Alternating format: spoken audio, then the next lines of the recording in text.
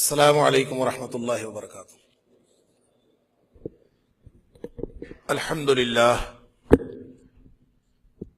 للہ وکفا وسلام علی عبادہ الذین اصطفى، اشہد ان لا الہ الا اللہ وحدہ لا شریک لہ واشہد ان محمدا عبدہ ورسولہ صلی اللہ علیہ وآلہ وسلم۔ اللہم صل علی محمد وعلی آل محمد كما صليت على إبراهيم وعلى آل إبراهيم إنك حميد مجيد۔ اللهم بارك على محمد وعلى آل محمد كما باركت على إبراهيم وعلى آل إبراهيم إنك حميد مجيد، أما بعد، فأعوذ بالله السميع العليم من الشيطان الرجيم من همزه ونفخه ونفثه، بسم الله الرحمن الرحيم۔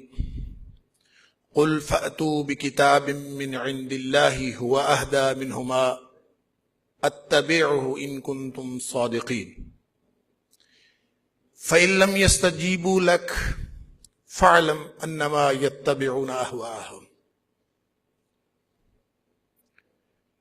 اے حبیب صلی اللہ علیہ وآلہ وسلم، آپ دنیا میں اعلان فرما دیجئے کہ اگر تمہارے پاس اللہ کی نازل کردہ کتابوں سے سچی کوئی اور کتاب ہے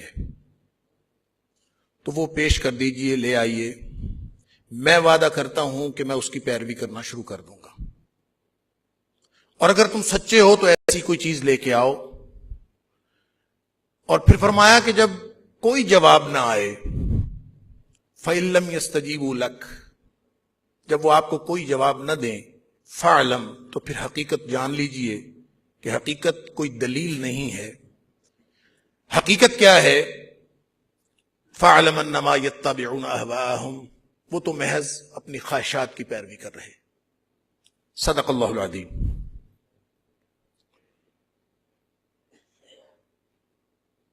مبارکباد پیش کرتا ہوں میں مرکزی جمعیت اہل حدیث برطانیہ کو، اتنی کامیاب کانفرنس کا انعقاد انہوں نے کیا۔ اللہ تعالیٰ تمام منتظمین کو جزائے خیر عطا فرمائے۔ حضرت الامیر کا خطاب ہو چکا، سارے علماء کے خطابات ہو چکے، کانفرنس کا اعلامیہ بھی جاری کیا جا چکا، اور میرے اپنے اندازے میں کانفرنس کے اختتام کے یہی لوازمات ہوتے ہیں، لہذا میرے خیال میں تو کانفرنس اختتام پذیر ہو چکی۔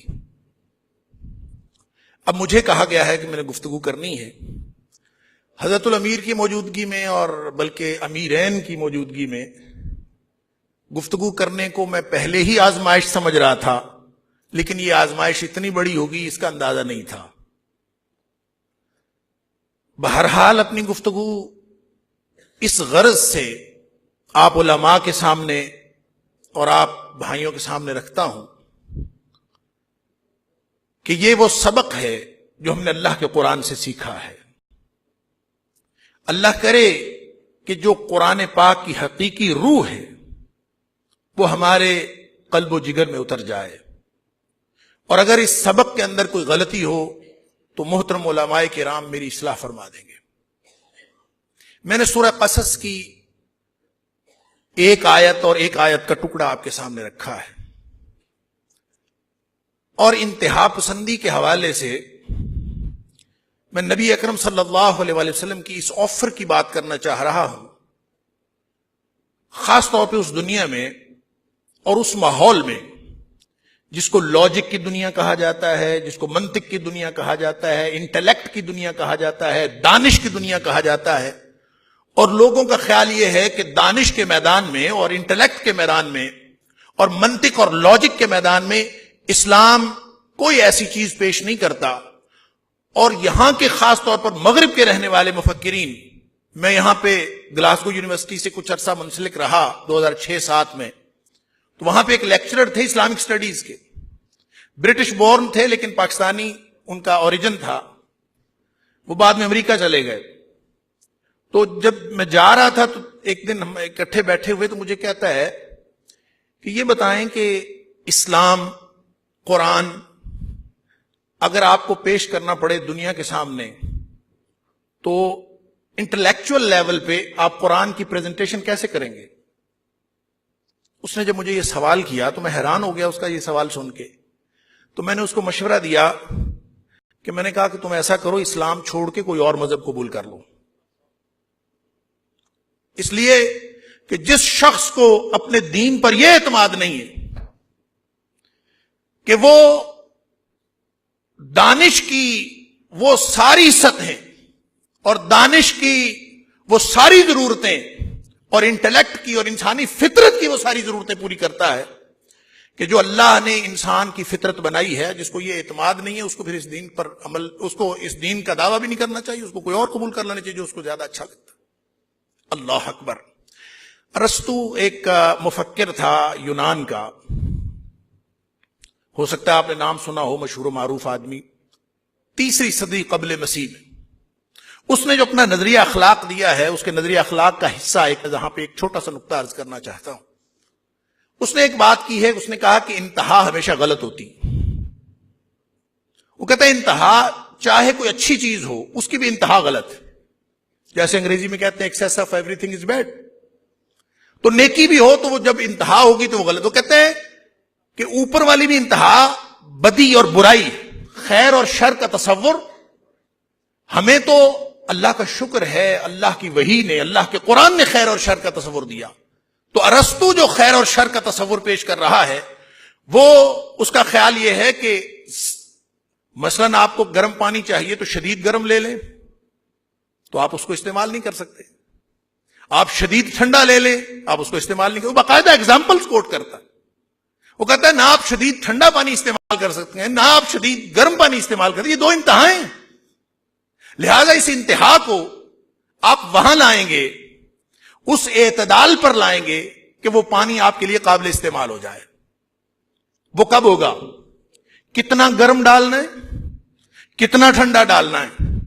کسی کی طبیعت جو ہے وہ زیادہ گرم پانی پسند کرتی ہے، وہ زیادہ گرم ڈالے گا، تھوڑا ٹھنڈا ڈالے گا. کسی کی طبیعت تو وہ چھوڑتا ہے. یہ فیصلہ اس نے 10 جوڑے بتائے ہیں انتہاؤں کے، کہ اس نے کہا کہ مثال کے طور پر بہادری، خواہ مخواہ بہادر بنتے رہنا، ہر جگہ پہ بہادری دکھاتے رہنا، ویلر، تحور، وہ کہتا ہے یہ بدی ہے، برائی.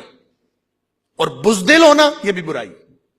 نیکی کیا ہے؟ نیکی درمیان میں ہے، اور وہ اعتدال کا نام نیکی ہے، اور وہ ہے شجاعت، جس میں بہادری بھی ہو، بزدلی بھی نہ ہو، لیکن درمیان میں کہیں. یہ درمیان کہاں آتا ہے؟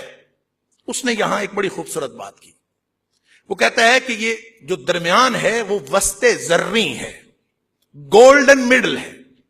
اس گولڈن مڈل کا فیصلہ کون کرے گا کہ کتنا پانی ٹھنڈا، کتنا پانی گرم، کتنی بہادری، کتنی بزدلی. کوئی شخص بے حیا ہے، بے شرم ہے، اور دوسرا شخص انتہائی شرمیلا ہے، تو وہ کہتا ہے وہ بھی بدی ہے، یہ بھی بدی ہے. نیکی کیا ہے؟ نیکی حیا کا نام ہے، اور حیا درمیان میں کہیں ہے. وہ کس جگہ ہے؟ اس کا جھکاؤ بے شرمی کی طرف ہے، اس کا جھکاؤ شرمیلا پن کی طرف ہے، یا بالکل وہ مڈل میں ہے. وہ کہتا ہے ان سارے وسط ذرّی کا جو فیصلہ ہے، یہ فیصلہ کرنا ہے، یہ انسان کی فطرت سلیمہ فیصلہ کرتی ہے. اور اللہ کا قرآن ہمیں یہ پیغام دیتا ہے کہ جس فطرت سلیمہ کی بات تم کرتے ہو، دین وہی فطرت لے کے تو آیا ہے.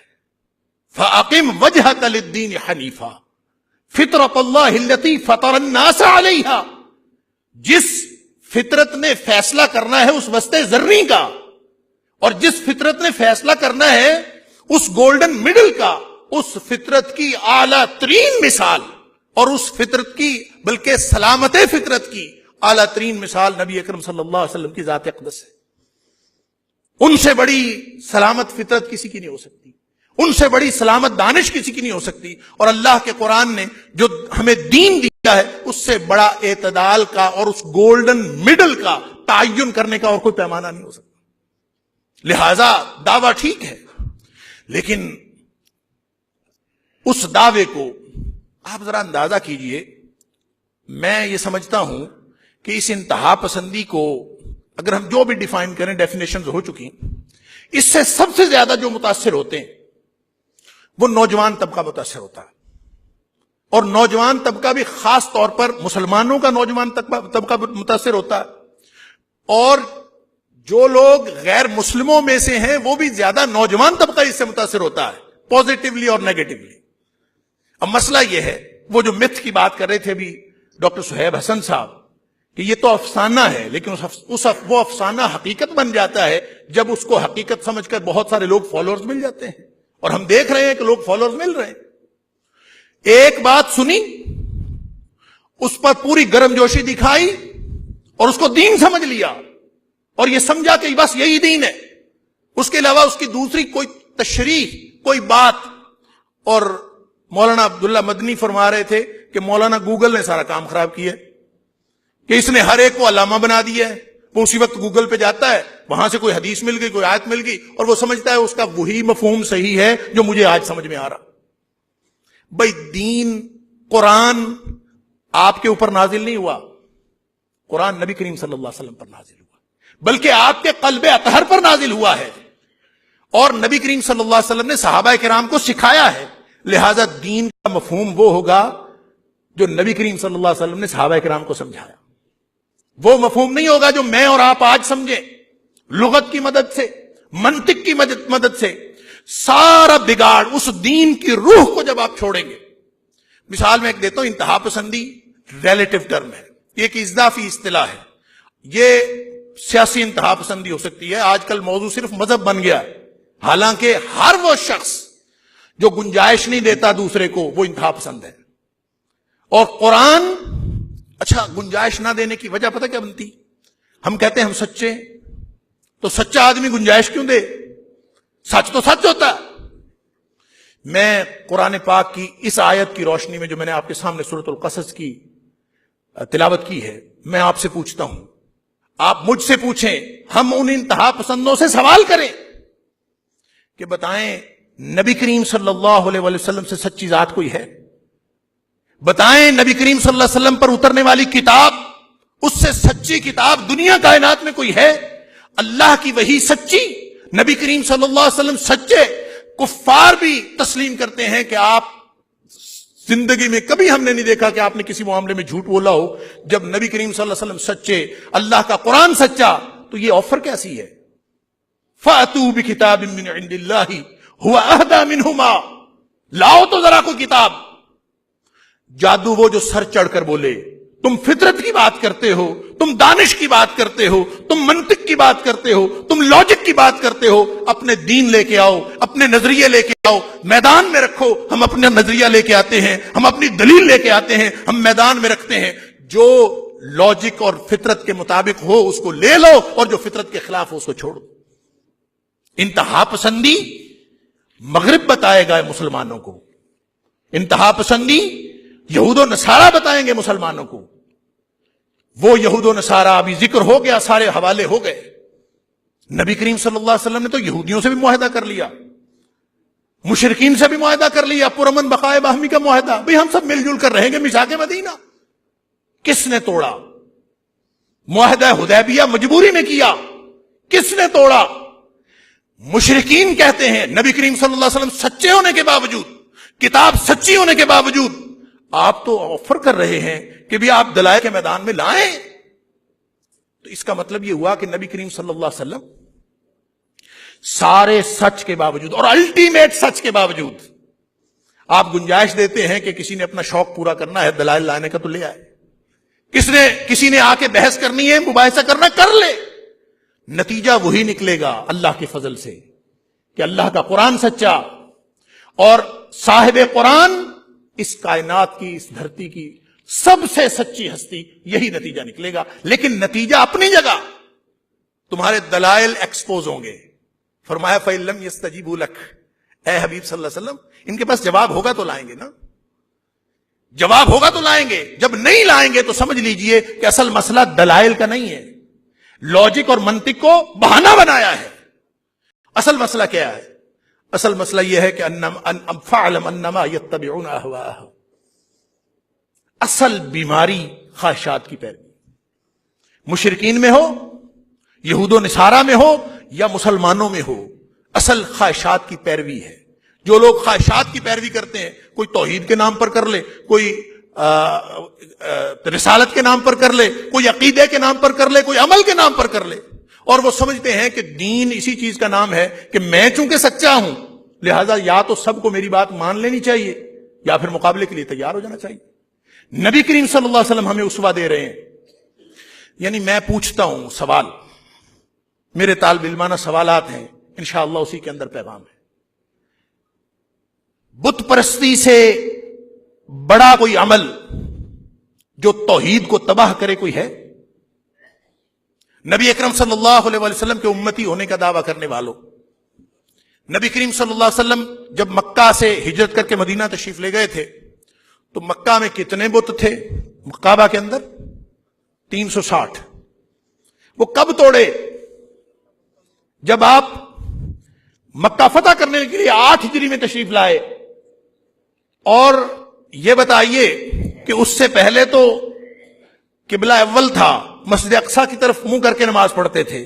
14 مہینے کے بعد قبلہ تبدیل ہو گیا، نماز بتوں کی طرف کر کے پڑھی جاتی رہی۔ بت موجود تھے، 360 بت موجود تھے، تو 2 ہجری سے لے کر 8 ہجری تک کی نمازیں کدھر گئی نبی کریم صلی اللہ علیہ وسلم؟ بت تو توڑے ہیں وہاں جا کے۔ نبی کریم صلی اللہ علیہ وسلم کا بت توڑنے کا عمل، آپ کا بت توڑوانے کا عمل، یہ تو بڑا یاد ہوتا ہے انتہا پسندوں کو۔ ان کو یہ یاد نہیں ہوتا کہ نبی کریم صلی اللہ علیہ وسلم نے گنجائشیں دینے کی، آسانیاں فراہم کرنے کی اور لوگوں کو پرامن بقائے باہمی کا جو درس دیا ہے اس میں توحید تک پر بھی نبی کریم صلی اللہ علیہ وسلم نے کمپرومائز کیا۔ اس کی وجہ ہے، ایک ہے خود کمپرومائز کرنا، اپنی توحید کو، اپنے عقیدے کو خراب کرنا، آسانیاں انجوائے کرنا، آسانیاں حاصل کرنا، یہ اس کی اسلام نے اجازت نہیں دی۔ اجازت ہے آسانیاں دینے کی، لوگوں کو گنجائش دینے کی اجازت ہے، یہ ہے اعتدال اسلام کا۔ لیکن ہمارا بالکل رویہ الٹ ہے، ہم خود تو ساری رعایتیں انجوائے کرتے ہیں لیکن جب ممبر پہ آتے ہیں تو پھر ہم اپنے سامعین کو کوئی رعایت دینے کے لیے تیار نہیں ہوتے، ان کو پورا دین وہ سمجھاتے ہیں۔ اور ایسے وہ دین کی تصویر پیش کرنے والے، میں یہ سمجھتا ہوں کہ سب سے بڑا مسئلہ، سب سے انتہا پسندی کو جو خطرہ ہے وہ ایسے علماء سے ہے جن لوگوں کو اس دین کی اثر روح کا علم نہیں ہے، صرف ظاہری طور پر انہوں نے قرآن کے الفاظ پڑھ لیے، لغت کی مدد سے قرآن پڑھ لیا اور چند حدیث سامنے رکھ لیں اور بس اس کے بعد انہوں نے دین کی تشریح کر دی۔ اور نوجوان وہ پہلے گرم جوش ہے، نوجوان کا خون گرم ہے، اس کو دین کی محبت، دین کی حمیت۔ تو کیا نبی کریم صلی اللہ علیہ وسلم کو ان بتوں کی موجودگی میں اگر 6 سال نمازیں پڑھی جا سکتی ہیں تو اس سے بڑی رواداری کی مثال اور کیا ہوگی؟ جی اس کا عقیدہ ٹھیک نہیں، گلا کاٹ دو۔ عبداللہ بن ابی کا عقیدہ ٹھیک تھا؟ اس سے برا عقیدہ، اس سے برا عمل۔ نبی کریم صلی اللہ علیہ وسلم کا اسوہ کیا ہے؟ آپ آفر دے رہے، لے آؤ، کچھ سچ ہے تمہارے پاس تو لے آؤ، ہے تو کوئی نہیں۔ یعنی اس لیے نہیں آفر دی جا رہی کہ ان کے پاس کوئی سچ ہے، اس لیے دی جا رہی ہے کہ رہتی دنیا تک اور گوگل کے جو علامہ ہیں وہ لوگ بھی اور جو اپنی دانش کو معیار سمجھنے والے وہ سب بھی جان لیں کہ نبی اکرم صلی اللہ علیہ وسلم نے سچا ہونے کے باوجود اپنے آپ الٹیمیٹ ٹروتھ اور الٹیمیٹ سچائی ہونے کے باوجود لوگوں کے اوپر امپوز نہیں کیا۔ اس فرمایا لاؤ، ہے تو ہم، یہ نہیں فرمایا لاؤ تو میں مان جاؤں گا، فرمایا اتبعہ، میں بھی اس کے پیچھے چل پڑوں گا، حالانکہ اس بات کا امکان ہی کوئی۔ حقیقت یہ بتانی مقصود ہے کہ مقابلہ کفر اور اسلام کا نہیں، جنگ کے نارمز بدل چکے، مقابلہ کفر اسلام کا نہیں رہا۔ اور یہ جو عنوان کا دوسرا پہلو ہے مغربی ممالک میں آباد مسلمانوں کی ترجیحات، تو میں عرض کروں نبی کریم صلی اللہ، جس کا ذکر پہلے ہوا بھی کہ نبی کریم صلی اللہ علیہ وسلم جس معاشرے میں تشریف لائے تھے وہ تھا ہی ملٹی کلچرل معاشرہ، لہذا نبی کریم صلی اللہ علیہ وسلم کا اسوہ اگر مسلم ممالک میں رہنے والوں کے لیے وہ قابل عمل ہے تو اس سے بدرجہ اولا غیر مسلم ممالک میں رہنے والوں کے لیے قابل عمل ہے۔ نبی کریم صلی اللہ علیہ وسلم نے مشرکین کے ساتھ انٹریکٹ کیا، آپ نے یہود کے ساتھ انٹریکٹ کیا، آپ نے عیسائیوں کے ساتھ انٹریکٹ کیا، تو نبی کریم صلی اللہ علیہ وسلم نے تو پہلے ہی بتا دیا کہ کیسے رہنا ہوتا ہے اور اس کی ساری تفصیلات علماء نے بتا دی۔ تو جب نبی کریم صلی اللہ علیہ وسلم کا اسوہ موجود ہے تو اس کا مطلب ہے کہ ترجیح صرف اور صرف نبی پاک صلی اللہ علیہ وسلم کا اسوہ بن جائے تو ہمارے سارے مسئلے حل ہو سکتے ہیں۔ ایک ہی ترجیح، نبی پاک صلی اللہ علیہ وسلم کا طرز عمل کیا تھا، یعنی یہ ایک حدیث پکڑ لینی، ایک ادھر سے پکڑ لی اور بس۔ میں ایک مثال دیتا ہوں کہ انتہا پسندی کہاں سے پیدا ہوتی، یعنی ایک حدیث ہے کہ تم میں سے کوئی مسجد میں آئے، مسلم شریف کی حدیث ہے، علماء بیٹھے ہیں، اذا جاء احدکم المسجد فلا یجلس حتی یرکع رکعتین، نہ بیٹھے اس وقت تک جب تک وہ 2 رکعتیں نہ پڑھ لے، تحیۃ المسجد۔ اب جس نے یہ پڑھ لی ہے نا، وہ کوئی آ کے بیٹھے گا نا تو ڈنڈا مارے گا اس کے گھٹنے پہ، فلا یجلس حتی یرکع رکعتین۔ اور ہم نے دیکھا ہے لوگوں کو، ماشاءاللہ، یہ عبداللہ مدنی صاحب پوچھ رہے تھے سپر سیلفی کیا ہوتا ہے، یہ ہوتا ہے سپر سیلفی، ڈنڈا پکڑے کھڑے جو حدیث ہے بھائی۔ حالانکہ نبی کریم صلی اللہ علیہ وسلم کا اسوہ آپ کی موجودگی میں صحابہ کرام تشریف لاتے تھے، روایات موجود ہیں، اور ایسا ہوا کہ نبی کریم صلی اللہ علیہ وسلم کی موجودگی میں حضرت ابوبکر رضی اللہ تعالیٰ عنہ حدیث موجود ہے بطور ثبوت کہ وہ آئے اور کچھ نہیں پڑھا، انہوں نے بیٹھ کے، نبی پاک صلی اللہ علیہ وسلم نے کچھ نہیں فرمایا۔ اس کا مطلب یہ ہے کہ فلا یجلس ڈنڈا مارنے والی بات نہیں ہے، یہ ایک بات ہے، ایک عمل ہے، اگر عمل کریں گے تو انشاءاللہ بہت فضیلت والا عمل ہے، لیکن کوئی اگر نہیں کرتا تو گنجائش موجود ہے، ہم خود تو بیٹھ جاتے ہیں بغیر پڑھے آ کے، دوسروں کو نہیں بیٹھنے دیتے۔ وہ جو آسانی حاصل کرنا اور آسانی دینا، اس میں فرق ہے۔ اسلام اس بات کی اجازت نہیں دیتا کہ میں اور آپ گنجائشیں لیتے رہیں، گنجائشیں لیں نہیں، گنجائشیں دیں۔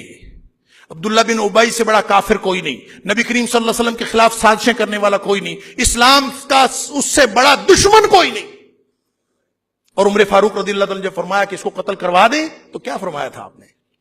آپ نے فرمایا نہیں، اس کو قتل نہیں کروانا۔ کیوں؟ لوگ کہیں گے کہ محمد کریم صلی اللہ علیہ وسلم اپنے ساتھیوں کو قتل کرواتے، اور کعبہ نہیں بنوایا پورا، آج تک پورا نہیں بنا، حتیم الگ ہے نا، کیوں نہیں بنوایا؟ اس لیے نہیں بنوایا کہ لوگ کہیں گے کعبہ بڑا ہو گیا۔ اس کا مطلب یہ ہے کہ اس عرف کا خیال رکھنا جس عرف پر لوگ قائم ہیں اور دین اس کی گنجائش دیتا ہے، یہ ہے نبی کریم صلی اللہ علیہ وسلم کا اصول۔ ہمیں بس توحید کی گرم جوشی کا پتہ ہے۔ وقت میرا ختم ہو رہا، میں اس کو کنکلوڈ کرتا ہوں۔ اللہ اکبر۔ تو جب نبی کریم صلی اللہ علیہ وسلم نے فرمایا کہ اس کو قتل نہیں کرنا، لوگ کہیں گے محمد اپنے ساتھیوں کو صلی اللہ علیہ وسلم قتل کرواتا ہے، تو اس کا مطلب یہ ہے کہ جو وہ تھا عبداللہ بن ابی، وہ نبی کریم صلی اللہ علیہ وسلم کا ساتھی تھا؟ بتائیں ذرا، وہ ساتھی تھا؟ نہیں تھا، وہ تو دشمن تھا۔ آ جائیں داعش والے، فاتوا بکتاب من عند اللہ واہدی منہما اتبعہ ان کنتم صادقین، بات تو کرو آ کے میدان میں بیٹھ کے۔ کہ وہ کافر تھا، بد عقیدہ تھا، بد عمل تھا، دشمن اسلام تھا، قابل قتل تھا، اور بلکہ قرآن کہتا ہے ان المنافقین فی الدرک الاسفل من النار، کافروں سے بھی زیادہ برا آدمی تھا۔ لیکن نبی پاک صلی اللہ علیہ وسلم فرماتے ہیں کہ لوگ کہیں گے محمد اپنے ساتھیوں کو قتل کرواتا ہے۔ کیوں کہا؟ اس لیے کہا کہ ہر وہ عمل، سن لیجئے نوجوانوں اور آج کے دور کے دانش کو معیار بنانے والے انسانوں، چاہے وہ مسلمان ہیں چاہے وہ غیر مسلم ہیں، نبی کریم صلی اللہ علیہ وسلم نے اس لیے فرمایا کہ ہر وہ عمل جو امت مسلمہ کو نقصان پہنچائے، بلاد اسلامیہ کو نقصان پہنچائے، مسلمانوں کی وحدت کو نقصان پہنچائے، چاہے وہ جتنا مرضی بڑا کافر ہو عقیدے کے اعتبار سے، فقہی اعتبار سے آپ کے ہزار اختلافات ہوں، آپ پولیٹیکلی سیاسی طور پر جب آپ ایک گروپ تصور کیے جاتے ہیں دوسروں کے مقابلے میں، تو آپ نے اس کو نقصان پہنچانے والا کوئی بھی عمل کیا تو یہ اسلام کا عمل نہیں۔ اسلام ایسی کوئی تعلیم نہیں دیتا۔ آپ کی توحید کو کوئی خطرہ نہیں۔ نبی کریم صلی اللہ علیہ وسلم بت توڑتے ہیں 8 ہجری میں، توحید کو کوئی خطرہ نہیں۔ کافر پھرتا ہے اندر، سازشیں کر رہا ہے، قتل نہیں کرتے، اسلام کو کوئی خطرہ نہیں۔ کعبۃ اللہ پورا نہیں کیا، اسلام کو کوئی خطرہ نہیں۔ تو جب نبی کریم صلی اللہ علیہ وسلم کے ان اقدامات سے خطرہ کوئی نہیں، تو آج اگر کوئی مسلمان بیچارے عملی اعتبار سے اس معیار کے نہیں ہیں تو پھر اسلام کو خطرہ لاحق ہو گیا. لہذا اٹھ کے کھڑے ہو جائیں, کوئی ادھر تنظیم بنا لے, کوئی ادھر تنظیم بنا لے, اور گلے کاٹنے اور ایک دوسرے کو مارنا, اور خاص طور پہ بلاد اسلامیہ کو نقصان پہنچانا. اور میں عرض کروں اس اپنی بات کو اختتام کی طرف لے جاتے ہوئے کہ نبی کریم صلی اللہ علیہ وسلم کا اسوہ ہمیں گنجائش دینے کا, گنجائشیں اور آسانیاں فراہم کرنے کا راستہ نکالنے. جو شخص پوائنٹ آف نو ریٹرن پہ جاتا ہے, چاہے وہ سیاست میں ہو وہ انتہا پسند ہے, چاہے وہ تعلیم میں ہو وہ انتہا پسند ہے, گنجائش نہیں دیتا. استاد کہہ دے کہ اتنے بجے بج کے اتنے منٹ پہ آپ نے کلاس میں آنا ہے اور بس. کبھی ہوا ہے؟ ہو نہیں سکتا. ہارڈ اینڈ فاسٹ, کوئی گنجائش نہیں دینا, یہ ممکن نہیں. اور جو شخص یہ کرے گا یہ اسلام نہیں. اسلام جو چیز بتاتا ہے وہ یہ ہے, اور اسوہ یہی ہے. آج ہم نے یہ جو لاجک لی ہے, یہ جو معیار لیا ہے, یہ اصل میں اسلام کا نہیں ہے, یہ غیر اسلام سے لیا. اقبال نے اس کا شکوہ کیا تھا. ساقی نامہ کی چند اشعار, ماشاءاللہ امیر محترم کا بڑا ذوق ہے, میں چند اشعار آپ کے سامنے رکھتا ہوں دین کی روح کے حوالے سے, کہ وہ جب تک نہیں ہوگی حالات کبھی بھی ٹھیک نہیں ہوں گے. آپ کی ترجیح نبی کریم صلی اللہ علیہ وسلم کی سنت بن جائے. آج سے دیکھیں تو صحیح کردار کیا تھا. عیسائی ابو عبیدہ بن جراح رضی اللہ تعالیٰ عنہ کو جب حضرت ابوبکر صدیق رضی اللہ تعالیٰ نے حکم دیا کہ سب اکٹھے ہو کے جنگ یرموک کے لیے سب اکٹھے ہو جاؤ, ادھر سے خالد بن ولید رضی اللہ تعالیٰ کو حکم دیا کہ عراق کا محاذ چھوڑ کے آ جاؤ, ادھر رومی اکٹھے ہو رہے, تو بستیاں وہ چھوڑنا پڑیں جو انہوں نے پہلے سے فتح کی ہوئی تھیں, وہ بستیاں چھوڑنا پڑیں. عیسائی تھے وہاں کے رہنے والے, جنگ لڑ کے جیتی تھیں, لیکن رویہ ایسا تھا کہ وہ عیسائی رو رہے تھے اور رو رو کے دعائیں کر رہے تھے کہ اللہ آپ کو واپس لائے ہمارے حکمرانوں کے دور. یہ کردار تھا. ایسا کردار پیش کریں, کوئی ضرورت نہیں تقریریں کرنے کی. اللہ سلامت رکھے اس کانفرنس کو, یہ کانفرنسیں ہوتی رہیں. یہ کانفرنس اتنی تبلیغی اور دعوتی تاثیر نہیں رکھتی جتنا آپ میں سے ایک ایک بندے کا کردار رکھتا. مصر فتح نہیں ہو رہا, فوجیں جا رہی ہیں.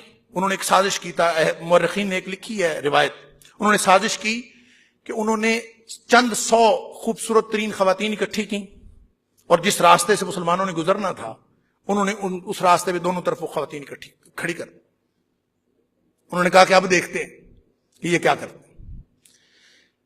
کمانڈر نے عمر فاروق رضی اللہ تعالیٰ کو خط لکھا کہ ہم اس کا کیا کریں. انہوں نے یہ پلان کیا, ہم کیا کریں. فرمایا کچھ بھی نہ کرو, قرآن پاک کی ایک آیت لکھ کے ان کو سب کو سنا دو. قل للمؤمنین یغضوا من ابصارہم ویحفظوا فروجہم. لوگوں سے کہہ دو, مومنوں سے, کہ اللہ حکم فرماتا ہے کہ اپنی آنکھوں کی حفاظت کرنی ہے, اپنی نگاہیں نیچی رکھنی ہے, اپنی شرمگاہ کی حفاظت, بس یہ سنا دو. مورخین لکھتے ہیں کہ وہ کھڑی تھیں, سارا لشکر گزرا, کسی نے آنکھ اٹھا کے نہیں دیکھا. اسلام ایسے نہیں آیا, ایسی انتہا پسندی کی وجہ سے اسلام نہیں آیا. اسلام آیا ہے کردار پیش کرنے سے, لوگوں کو گنجائشیں دینے سے. کوئی خطرہ نہیں اسلام کو, اسلام کو کوئی خطرہ نہیں, ہم نے خود خطرہ بنایا. تو اقبال کہتے ہیں مسلمان ہے توحید میں گرم جوش, مگر دل ابھی تک ہے زنار پوش. قرآن نے کہا فَإِن لَّمْ يَسْتَجِيبُوا لَكَ فَاعْلَمْ أَنَّمَا يَتَّبِعُونَ أَهْوَاءَهُمْ. مسئلہ دل کی خواہش کا ہے, مقابلہ کفر اسلام کا نہیں ہے. مقابلہ اپنی خواہشوں کی تکمیل کے لیے وہ داعش بنا کے خواہشوں کی تکمیل کریں, وہ اہل مغرب اپنے خواہشوں کی تکمیل کے لیے کوئی ایک نیا نظام بنا دیں, وہ اہل مشرق کریں, وہ کوئی بھی کرے, معاملہ وحی الہی کا اور خواہش نفس کا ہے. یہ مقابلہ یہ ہے, اور کوئی مقابلہ نہیں. تو فرمایا مسلمان ہے توحید میں گرم جوش, مگر دل ابھی تک ہے زنار پوش. تمدن تصوف شریعت کلام بتان عجم کے پجاری تمام. حقیقت خرافات میں کھو گئی, یہ امت روایات میں کھو گئی. لبھاتا ہے دل کو کلام خطیب, مگر لذت شوق سے بے نصیب. ان لوگوں سے معذرت کے ساتھ جو جن کو اقبال کی اصطلاحات سے اختلاف, اصطلاحات اس کی اپنی. لبھاتا ہے دل کو کلام خطیب, مگر لذت شوق سے بے نصیب. بیاں اس کا منطق سے سلجھا ہوا, لغت کے بکھیڑوں میں الجھا ہوا. اللہ اکبر، کیا تجزیہ ہے حالات. لغت کے بیاں اس کا منطق میں سے سلجھا ہوا، لغت کے بکھیڑوں میں الجھا ہوا. وہ صوفی جو خدمت حق میں جو تھا، خدمت حق میں مرد، محبت میں یکتا، حمیت میں فرد، عجم کے خیالات میں کھو گیا. یہ انتہا پسندی اس کی روٹس اسلام میں نہیں ہے. عجم کے خیالات میں کھو گیا، یہ سالک مقامات میں کھو گیا. اور اقبال اس تجزیے کے بعد کہتے ہیں بجھی عشق کی آگ. اس سے مراد وہ روح ہے. اگر وہ روح نہیں ہے، بجھی عشق کی آگ اندھیر ہے، مسلمان نہیں راکھ کا ڈھیر ہے. پھر کرنا کیا ہے؟ پھر امید دلاتے ہیں واپس آؤ. شراب کہن پھر پلا ساقیا، وہی جام گردش میں لا ساقیا. نبی کریم صلی اللہ علیہ وسلم کا اسوہ سامنے لانے کی یہ ہے ترجیح. شراب کہن، یہ جدید تقاضوں کی ضرورت نہیں ہے، قدیم تقاضوں کی ضرورت ہے جو نبی کریم صلی اللہ علیہ وسلم نے دی ہے ہمیں. شراب کہن پھر پلا ساقیا، وہی جام گردش میں لا ساقیا. اللہ اکبر. مجھے عشق کے پر لگا کر اڑا، میری خاک جگنوں بنا کر اڑا. خرد کو غلامی سے آزاد کر، جوانوں کو پیروں کا استاد کر. تڑپنے پھڑکنے کی توفیق دے، دل مصطفیٰ سوز صدیق دے. دل مصطفیٰ سوز صدیق، یہ ہے ترجیح. یہ آئے گا تو پھر انشاءاللہ سارے کام ہو جائیں گے. اللہ اکبر. اور جگر کو تیرے آسمانوں کے تاروں کی خیر، زمینوں کے شب زندہ داروں کی خیر. جوانوں کو سوزے جگر بخش دے، میرا عشق میری نظر بخش دے. وہی روح آئے گی. تو یہ اس پر آپ فکر نہ کریں لوگ آپ کو کیا کہتے ہیں. سن لیجئے، نبی کریم صلی اللہ علیہ وسلم نے فرمایا، آخری حدیث عرض کر کے میں بات ختم کرتا ہوں. نبی پاک صلی اللہ علیہ وسلم نے فرمایا کہ اسلام جب آیا تھا نا تو ایسے ہی مسلمانوں کو لوگ اجنبی سمجھتے تھے. ایسے ہی تھا کہ بدا الاسلام غریبا. جب آیا تھا تو معاشرے میں مس فٹ تھا، کسی نے قبول نہیں کیا. سارے اسلام کے بارے میں باتیں کرتے تھے.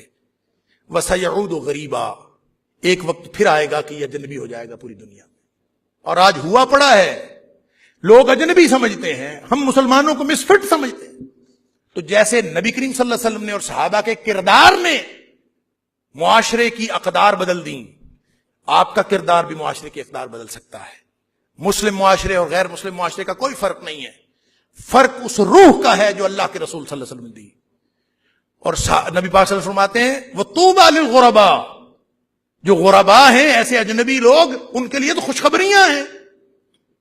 تو صحابی پوچھتا ہے اللہ کے رسول صلی اللہ علیہ وسلم من الغرباء یا رسول اللہ صلی اللہ علیہ وسلم، یہ غربا ہیں کون؟ اس کی ڈیفینیشن تو کر دیجئے. اس کی مختلف روایات ہیں. ایک روایت میں آتا ہے الذین یحیون سنتی ویعلمونها عباد اللہ. غربا وہ ہیں جو میری سنت، میرے طریقے، میرے فیشن کو زندہ کرتے ہیں اور ساری دنیا کو بتاتے ہیں کہ اللہ کے رسول صلی اللہ علیہ وسلم کا اسوہ یہ تھا. اللہ تعالی ہمیں یہ ترجیح بنانے کی توفیق عطا فرمائے تو انشاءاللہ ہمارے سارے مسئلے حل ہو جائیں گے. اللہ تعالی مجھے اور آپ کو عمل کی توفیق عطا فرمائے. وآخر دعوانا الحمدللہ رب العالمین.